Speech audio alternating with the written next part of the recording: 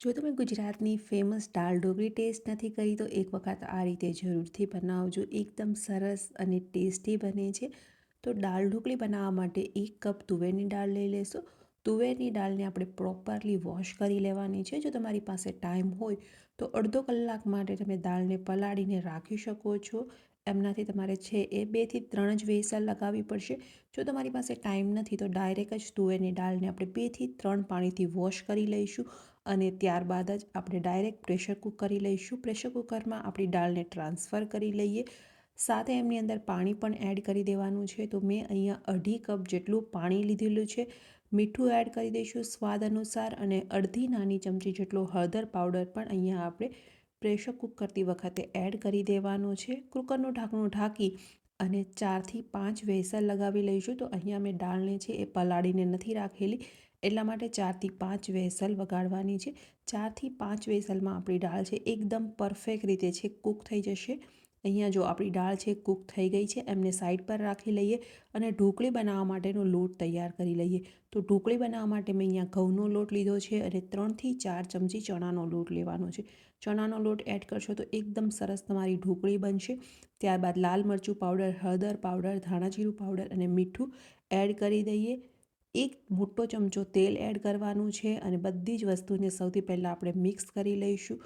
ત્યારબાદ થોડું પાણી એડ કરતા જઈ અને એકદમ સોફ્ટ ડો તૈયાર કરી લેવાનો છે.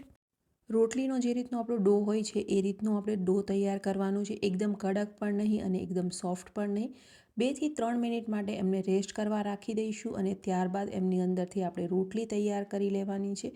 તો આપણે મીડિયમ સાઇઝની અહીંયા રોટલી તૈયાર કરી લઈશું અને જે રોટલી તૈયાર કરીએ એ એકદમ પતલી રાખવાની છે, જાડી નથી રાખવાની, કારણ કે આપણે એમને દાળની અંદર આપણે એડ કરીશું અને દાળની અંદર જેવી આપણી ઢોકળી ઉકળશે એટલે એમની થિકનેસ છે એ થોડી વધી જશે. એટલા માટે પતલી રોટલી જ તૈયાર કરીશું. તો અહીંયા હું છે પહેલાં બધી જ રોટલીઓને વણી અને સાઈડ પર રાખી દઉં છું. આ રીતે કરીશું તો દાળ ઢોકળી છે એ બનાવવામાં ખૂબ જ ઇઝી રહેશે. હવે એમને આપણે કટ કરી લેવાની છે. તો આ રીતે તમે ડાયમંડ શેપમાં કટ કરી શકો છો અથવા તો સ્ક્વેર શેપમાં પણ કટ કરી શકો છો. એમની જે સાઇઝ છે એ તમે તમારી ઈચ્છા મુજબ થોડી મોટી અથવા તો પતલી રાખી શકો છો. મેં અહીંયા નાની સાઇઝમાં કટ કરેલી છે. આ રીતે આપણે ડાયમંડ શેપ આપી દઈશું અને સાઈડ પર રાખી દઈએ. તો તમે જોઈ શકો છો એકદમ પતલી આ રીતની આપણી ઢોકળી બની ગઈ છે. હવે દાળનો વઘાર કરી લેવાનો છે. તો દાળનો વઘાર કરવા માટે મેં અહીંયા એક કઢાઈ લીધેલી છે. જ્યારે પણ તમે દાળ ઢોકળી બનાવો તો થોડી મોટી સાઇઝની તમારે કઢાઈ લેવાની છે. તો તમારી દાળ ઢોકળી છે એ એકદમ પરફેક્ટ રીતે કૂક થશે. 2 મોટા ચમચા તેલ લઈ લેશું. તેલ ગરમ થાય એટલે 1 ચમચી રાઈ, 1 ચમચી જીરું, 1/4 ટીસ્પૂન જેટલી હિંગ એડ કરી દેવાની છે. ત્યારબાદ બધા જ આખા મસાલા છે એ એડ કરી દઈશું. લાલ મરચું પાવડર છે, તજ, લવિંગ, તેજપત્તા, લીલી મરચી અને આદુને આ રીતે ઝીણા કટ કરીને લીધેલા છે. તમે એમની પેસ્ટ પણ અહીંયા એડ કરી શકો છો. બધી જ વસ્તુને તેલમાં પ્રોપર રીતે સાતળી લઈશું. એક વખત બધી વસ્તુ સતળાઈ જાય એટલે ટમેટાં એડ કરી દઈએ. તો મેં અહીંયા ટમેટાને છે એ અલગથી એડ કર્યા છે. હળદર પાવડર છે, લાલ મરચું પાવડર અને ધાણા જીરું પાવડર અહીંયા એડ કરવાનું છે. તમે ડાયરેક્ટ એમને દાળમાં ક્રશ પણ કરી શકો છો, પરંતુ આ રીતે તમે એડ કરશો તો તમારી દાળ ઢોકળી ખૂબ જ સરસ બનશે. ટમેટાં થોડા છે એ કૂક થાય ત્યાં સુધી એમને કૂક કરી લઈશું. તો તમે અહીંયા જોઈ શકો છો આપણા ટમેટાં છે એ પ્રોપર રીતે કૂક થઈ ગયા છે. હવે દાળને જે બાફીને રાખેલી હતી એ દાળ અહીંયા એડ કરી દેવાની છે. મેં આ સ્ટેજ પર દાળની અંદર પાણી એડ નથી કર્યું, માત્ર આપણે જે બાફતી વખતે પાણી એડ કર્યું હતું એટલું જ અહીંયા છે. હવે એક વખત આપણે દાળને એડ કરી લઈએ અને બધા જ મસાલા જોડે કૂક કરી લેવાની છે. લગભગ અડધો મિનિટ માટે મસાલા જોડે કૂક કરી લઈશું અને ત્યારબાદ પાણી એડ કરવાનું છે. તો મેં અહીંયા એક મોટું બાઉલ પાણીનું એડ કર્યું છે. દાળ ઢોકળીની કન્સિસ્ટન્સી તમારે કઈ રીતની જોઈએ છે એ પ્રમાણે તમે અહીંયા પાણી એડ કરી શકો છો. નોર્મલી જ્યારે તમે દાળ ઢોકળી બનાવતા હોય ત્યારે એકદમ પતલી જ દાળ રાખવાની છે. એક વખત એ દાળ કૂક થશે અને આપણે એમની અંદર ઢોકળી એડ કરશું એટલે થોડી થીક બની જશે અને થોડી ઠંડી થશે એટલે એમની કન્સિસ્ટન્સી છે એમ પણ થીક થઈ જશે. એટલા માટે દાળને આપણે એકદમ પાતળી જ રાખવાની છે.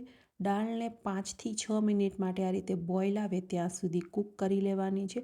હવે એમની અંદર આપણે ગોળ એડ કરી દઈશું. મેં અહીંયા ગોળનો ઉપયોગ કરેલો છે. તમે ખાંડ પણ એડ કરી શકો છો. 3 ચમચી જેટલો ગોળ, મીઠું એડ કરી દઈએ સ્વાદ અનુસાર. તો પહેલાં ઓલરેડી બાફતી વખતે આપણે મીઠું એડ કર્યું છે, તો ટેસ્ટ કરીને મીઠું એડ કરવાનું છે. લીંબુનો રસ એડ કરી દઈશું. બધી જ વસ્તુને મિક્સ કરી લઈએ અને એક બોઇલ આવે ત્યાં સુધી કૂક કરી લેવાનું છે. તો દાળ ઢોકળી બનાવતી વખતે પહેલાં આપણે દાળને પ્રોપર રીતે કૂક કરી લેવાની છે અને ત્યારબાદ જ ઢોકળી એડ કરીશું. તો મેં ઢોકળીને છે એ પહેલેથી જ વણી અને આ રીતે કટ કરીને રાખેલી હતી. તો બધી જ ઢોકળી આપણે અહીંયા એકસાથે એડ કરી દઈએ. તમે પહેલેથી જ એકસાથે વણીને તૈયાર રાખશો તો તમારી ઢોકળી છે એકસાથે કૂક થઈ જશે. જો તમે એક પછી એક ઢોકળીને વણશો તો કૂક થવામાં થોડો વધારે સમય લાગશે. હવે લગભગ 10થી 15 મિનિટ માટે આપણે ઢોકળીને બરાબર રીતે કૂક કરી લઈશું અને ત્યારબાદ એમની અંદર આપણે સિંગદાણા એડ કરવાના છે. સિંગદાણાને મેં અલગથી જ બોઇલ કર્યા છે. સિંગદાણા આપણે લાસ્ટમાં એડ કરીશું. એમનું ખાસ કારણ એ છે, જો તમે પહેલાં એડ કરશો તો તમારી ઢોકળીનો જે કલર છે એ થોડો ચેન્જ થઈ જશે, એટલા માટે લાસ્ટમાં એડ કરવાના છે. સાથે કોરિએન્ડર પણ એડ કરી દઈશું અને આપણી દાળ ઢોકળી બની અને તૈયાર થઈ ગઈ છે. ગરમાગરમ તમે આ દાળ ઢોકળીને એન્જોય કરી શકો છો. એક વખત ગુજરાતની આ ફેમસ દાળ ઢોકળીની રેસીપી ઘરે જરૂરથી ટ્રાય કરજો.